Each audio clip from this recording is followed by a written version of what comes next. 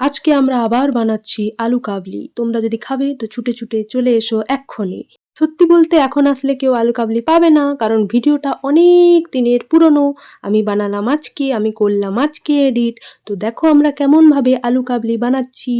পেঁয়াজগুলোকে কুচু কুচু কুচু কুচু করে কেটে নিচ্ছি, আলুগুলোকে আগেই কেটে নিয়েছি। খুশি এখানে টক জলটা বানাচ্ছে তেঁতুল দিয়ে।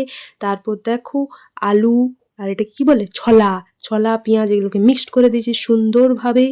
চাকুম করে সকলে এখানে ছলা খাচ্ছে, মনীষা দাঁড়িয়ে দাঁড়িয়ে, জ্যোতি বসে বসে। তারপর মিক্সড করা এই যে বানায় যে আলু কাবলি বানাবার জন্য যে মশলাটা, ওটা খুশি বানিয়ে রেখেছিল, ওটাকে দিয়ে দিলাম। তারপর দিয়ে দিচ্ছি চানাচুর, সব চানাচুরকে দিয়ে দিলাম। চানাচুর দিয়ে দেওয়ার পর বিট নুনও সব দিয়ে দিলাম। তারপর সুন্দরভাবে মিক্সড করে নিলাম আমরা। এই দিদিমণিটা এরকম হয়েছে, তখন ছানাটা এরকম হচ্ছে। আমি এরকম শিখাইছি, আমি এরকম শিখাইছি। আর হ্যাঁ, আমি এর কাছ থেকে শিখেছি।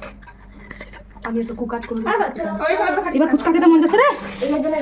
জিভের জলকে উপেক্ষা করে আলু কাবলিতে তেঁতুল জল দিয়ে সুন্দরভাবে মিক্সড করে নিলাম এবং লঙ্কা কুচি দিয়ে বাইরে বেরিয়ে আসলাম। বাইরে বেরিয়ে সকলে গোল করে বসে হামলা চালালাম আলু কাবলির উপর, যত তাড়াতাড়ি সম্ভব যে যতটা খেতে পারে।